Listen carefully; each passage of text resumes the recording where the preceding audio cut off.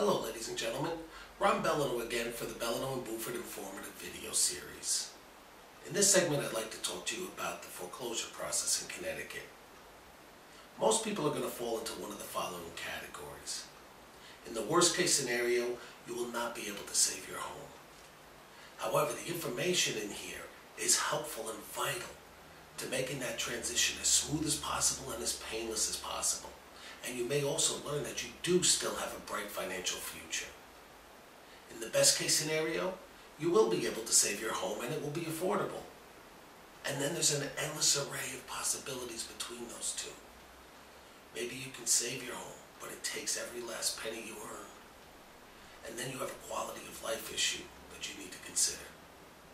Or you can save your home and it's more affordable than that, but you shouldn't save your home for any number of reasons. Being informed is critical to what decisions you make now regarding your home and the problems you're having with your mortgage. Quality of life is as important as the home, no matter how important and no matter what emotional attachment you have to your home. The decisions you make now are not only going to impact your comfort and your happiness and security in the short term, today, next week, next month, and the next year, but that's going to impact your comfort and your security and your quality of life long term, 2 years, 3, 5, 7, 10 years from now. So please, be as informed as possible. Take this seriously. Be open-minded and consider all the possibilities. But you need to learn what those possibilities are and what all your options are. And that's where we're here to help you. Thank you.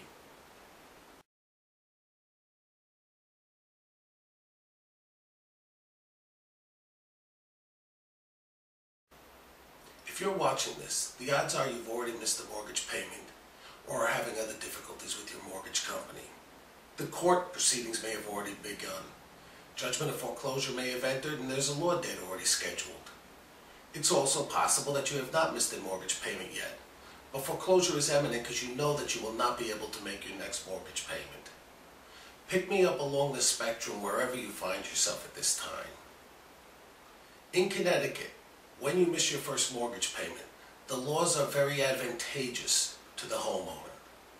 The laws give you a significant amount of time, if you manage it properly, to work out your problems with the mortgage company, to either bring the loan current, to modify the mortgage, to find some other workout with the mortgage company. There's a lot that can be done in Connecticut, and you may have anywhere from 6 to 12 to 18 months and sometimes longer. But you need to manage your time properly. You cannot ignore the situation. Dressing it right up front at the beginning is the best way to maximize what benefits are available to you and to minimize any possible damage. In most cases, the court proceedings won't begin until you're at least 90 days past due. Now, prior to the court proceedings starting, you will get a letter from the bank or its attorneys advising you that you are in default and what the past due interest is, escrows, balances that are due, what it's going to take to bring your loan current. That letter may also advise you of workout options that are available with the bank. If you can bring the loan current at that time, you still should seek advice to determine if that's in your best interest or what other options are available. But if you can, and it is your hopes and goal to save your home, that is your cheapest and surest way to get out of the foreclosure process. If you're not able to bring your loan 100% current and the bank's not willing to work out the past due amount with you, then buying time is crucial. And the timing of every step in the process is critical. You don't want to advance anything too quickly, and you certainly don't want to miss a deadline because then you can lose by default and the case can be over faster than you want it to be. So you have at least 3 months, that 90 days before the court process starts. Obviously, you missed at least one payment. If you're able to pick up and make payments again, the bank just won't accept them. You need to save that money. Every month you need to put a mortgage payment aside. If the bank won't take it, put it in a safe box, a fireproof, waterproof safe box, and keep that money protected. You can keep it in a bank, but if you have other financial problems or other creditors that are pursuing you If they ever get judgment, they can go into your bank account and withdraw money from your bank account, so it's safer not to have it in there. But if you don't have any other issues and it's only the mortgage, feel free to save it in the bank. But every month that money needs to be put in there. Obviously, you have to live, so you have to buy food. You have to pay your utilities, your insurances, put gas in the car so you can get around. There are some necessary survival expenses, I call them. But once you spend those survival expenses, every next dollar you have goes towards the mortgage. If you have money left over after that, then feel free to pay a credit card or something else you have. But in order to save your mortgage, you need to put that mortgage payment aside. If you don't have enough money to pay everything, the mortgage comes first. So you'll have those 3 months, and hopefully you'll have been able to save up at least 1 or 2 months mortgage payments in the meantime while you're trying to work things out with the bank. When you are served the court papers after the 90 days, you'll receive a summons and a complaint, and there's a lot of other documents that come with the summons and complaint, but it's the summons and complaint that actually start the court proceeding. Attached to it will be an appearance form. If you represent yourself, you need to complete that appearance form. If you hire an attorney, the attorney will complete the appearance form. Another form in there that's vital is a request for mediation. Mediation is a tool that Connecticut is using now to give homeowners time and an opportunity to negotiate with the bank.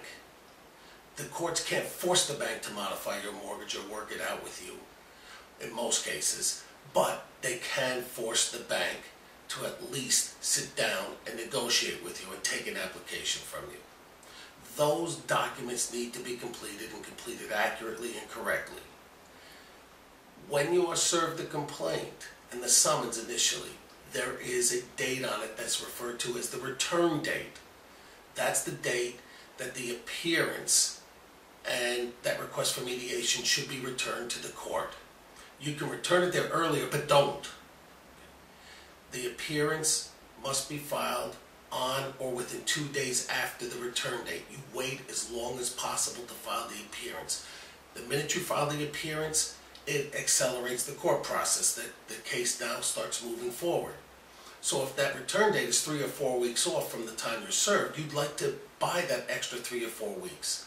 So complete it, have it ready, or if you hire an attorney, you will have your attorney complete it, but don't file it until the return date, which is usually a Tuesday. In fact, it's almost always a Tuesday. So that Tuesday, Wednesday, or Thursday, you will file that. And you want to file the request for mediation with it. If you request mediation, then within 2 months, you will have your first hearing with the mediator and the bank's attorney. Now, mediation only applies to your personal residence. So if you have a rental property or a second home or something other than your personal residence, and it has to be a 1 to 4 family home, then you will not be permitted to participate in the mediation process. The mediation process can buy you up to 8 months from the time you file the appearance. Sometimes it's less, sometimes it's more. I mean, sometimes you might actually work out your debt with the bank and you'll have your loan modified or whatever other workout you come to terms with the bank, and obviously that'll end the entire foreclosure process. There may come a time where it's obvious you just absolutely don't qualify on technical reasons, and so the mediation process will end. But in most cases, most people will have 6, 7, or 8 months, and sometimes longer, to get through the mediation process. So when you add that to the 3 months that you didn't pay your mortgage before the court proceeding, the month that it usually takes to get to that return date after you're served with the papers, and this 8 months, you have a year, sometimes longer than a year. If during the mediation process you do work out your loan with the bank, that's great. You'll be staying in your home and the foreclosure process will have ended. If you're not able to work out the mortgage problems with the bank, the mediation will eventually end. And then after it ends, the bank's attorneys are going to request a hearing with the judge, which will be another 3 or 4 weeks. So you're now into 13, 14 months, maybe, or longer if you're lucky. And at that hearing, the judge is most likely going to grant judgment of foreclosure. That does not mean you lose your house on that day. The judge has to set a law date out into the future. Now, a law date applies when there is little or no equity or negative equity in the house, which is in most of the cases. If mediation ended unsuccessfully and you didn't work out or modify your mortgage with the bank, it doesn't mean that you're still not attempting to modify your mortgage with the bank through an outside source, either yourself or an organization like Housing Development Fund, which is a non-profit organization. Because the bank have different departments. The bank has a collection department that's trying to foreclose, and that's their job. They hire the attorneys, and the attorneys move forward with the foreclosure, and that's where you are now. There is also a workout and or a mediation department in the bank. Now, these two departments have nothing to do with each other. So you might actually be working simultaneously with the modification department while the collection department is trying to foreclose. If you try to sell the house and do what's called a short sale, the judge may give you as much as 6 months to try to sell the house. So just because the judge enters judgment of foreclosure at that hearing doesn't mean you have lost your house yet. It's far from it. Now, if you are continuing to try to modify the mortgage, or if you know that there's some other way that you are going to be able to come up with money to bring it current, you just need additional time. Or if you just need additional time to save up more money so that you can pay to help move into a new place. There are ways to try and buy that additional time. As that law date approaches, you can file a motion to open judgment and extend the law date. Many times the judge won't extend the law date, but that's an option you have available to you. Or, just prior to that law date, if you file bankruptcy, bankruptcy will stop the law date and buy you an additional 2, 3, 4 months possible. So now when you add all this time together, the 3 months before the court process starts, the month to get to the return date, the up to 8 months in the modification, the mediation program, the extra 3, 4 weeks that it takes to get to the hearing for judgment of foreclosure, and then the 2, 3 or more months it takes before that law date approaches, you've had the ability to save a significant amount of money. That money can be used as a down payment with the bank if it agrees to modify your mortgage. Maybe they need a down payment as part of the modification. That money can be used to help you move and pay for the moving costs in your first month, last month rent, and security deposit should you need to rent someplace for the time being. And it's likely going to give you additional funds that you can keep in a savings and build on towards a down payment. So in 2, 3, or 4 years from now, hopefully you and the economy is stabilized enough and you will be able to buy again. I've been doing this for more than 22 years, and my clients throughout that time have been able to get mortgages and car loans and financing after coming out of bankruptcies and foreclosures. It is not the end of your financial life. You just need to make sure that you manage this time properly, effectively, efficiently, smart, so that you can start rebuilding your credit and have a great financial future.